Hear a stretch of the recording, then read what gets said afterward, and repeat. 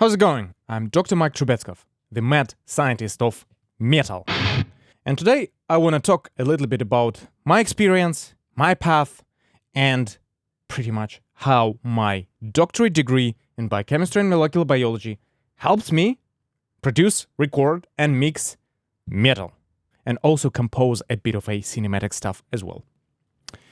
So, I've already shared a little bit about how I got from PhD into the studio and how I built it from the ground up and how I completely shifted gears in my life and changed those careers pretty much 180 degrees.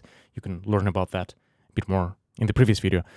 And I've talked a lot about my challenges and how hard that was, but I never explained the positives, the benefits of my experience, and how my truly unique experience, having a PhD in biochemistry and molecular biology, and then transferring that into full-time metal studio, helps my clients and me to make great records. And I'm sure that this unique experience is not shared much in the industry because there simply aren't that many PhDs, let alone people transferring from science. So I want to talk about positives today, and I want to talk about what my PhD actually was and what it taught me. Because for most of you, having heard something like, well, he has a doctorate and then he works in the studio, is cool, but at the same time, it is a bit vague because you guys and gals primarily do not have academic experience and you have not been exposed to the lab life and work of scientific professors and students and such. So the skill set that I have carried through isn't clear, and my goal today is to explain what that was. Let's do it.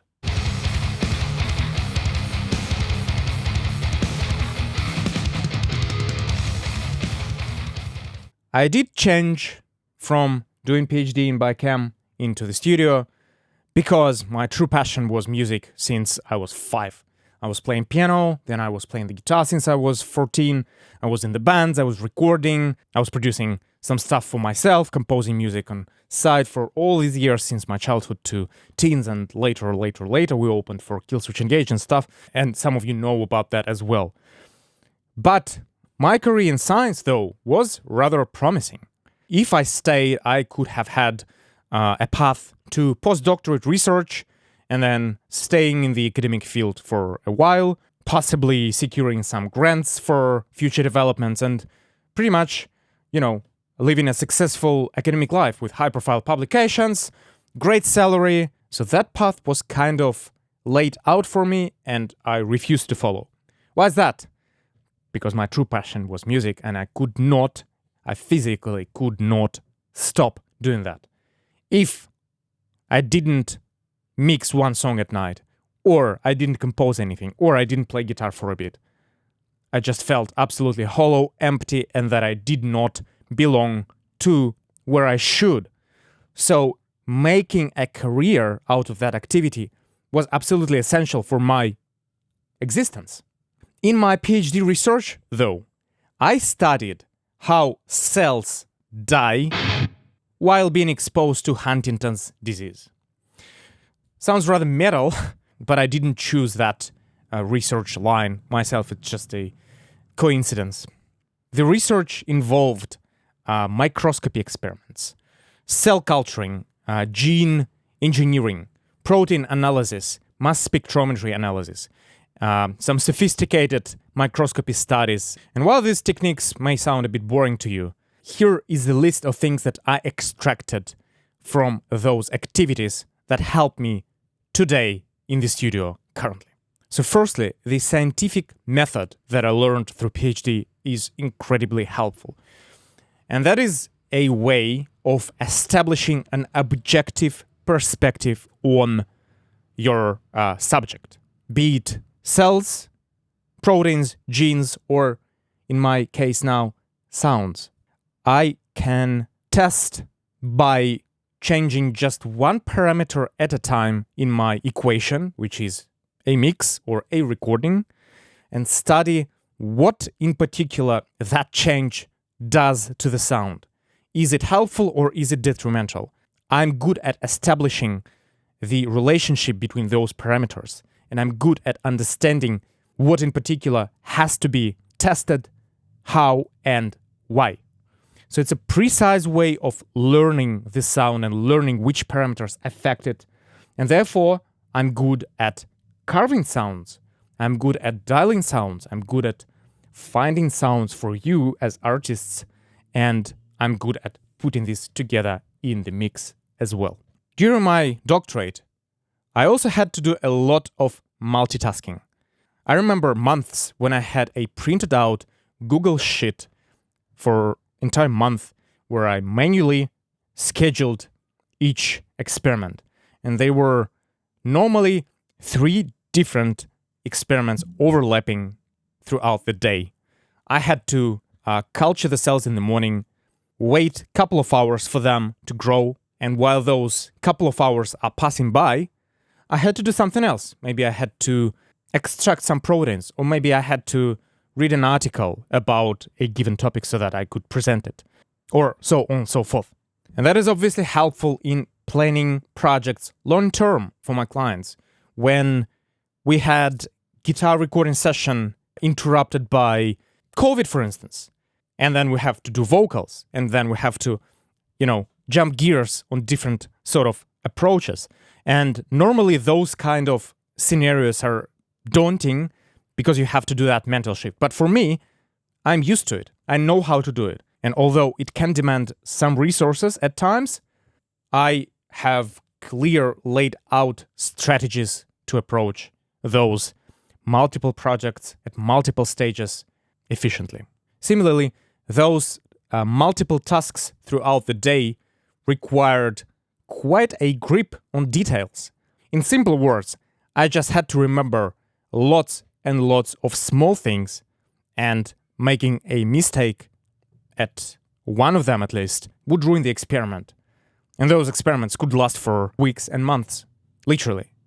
So, if one step is ruined, you ruin potentially weeks or months of your work. And similar sort of set may happen in the studio, where you need to pay attention to your guitar tuning, your guitar sound, your gear, all the individual steps to your interface, the performance, the cables, the preamps, the software. Something is malfunctioning all the time, and you have to take a grip on those little details in order to efficiently execute those projects. Again, I have this thorough experience in this. During my lab years, we aimed to publish a high-profile paper, which in the end happened. So it is published. But getting there was stressful, and I had to work under pressure for some time. There were experiments that never worked. There were experiments that worked after literally more than a year through this. And establishing myself in the stressful environment and being able to not fall into the stress, but rather go through and focus on the actual important, the key thing through, helped a lot. And that's what I apply in the studio as well. There are a lot of distractions when musicians come to me and record with me. So being able to focus, and especially when the whole band is attending and it's a vibrant collective chatting loudly in the background, I am under pressure. And again, I know how to go through those situations. I know how to focus, and I know how to power through being focused on the important thing for them and for this recording. And this is helpful. And finally, I guess my doctorate experience and the actual experience of transitioning into the studio after this, I learned to never bloody give up and pursue my dreams forever. And I will do that forever too. And although this may sound inspiring to some of you, I think the key to pursuing your dreams is never stop learning. And that's what I did in the lab. I realized that the path to finishing my doctorate, the path to successfully publishing that paper, was just chipping away at each thing consistently, making progress, learning new knowledge, experimenting and testing, analyzing data, and I apply this to this day in my studio. I chip away, I share what I know, I analyze my results, I strive to get better, I experiment, I try new things, some work, some don't. I experiment with different ways of recording, approaching projects, mixing, implementing my gear in different ways. And I just always think about what can I do better next time? What can I do better for my clients and for those tracks? And that's the motto that I apply every day. So I hope that this clears up why having a doctorate is beneficial to running a metal studio. And although I wouldn't recommend you to follow my path, this was out of a necessity, and I guess I'm just happy that I powered through and I'm here now.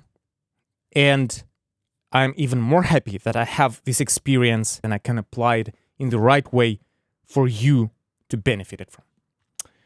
As always, any questions, hit me up, let me know.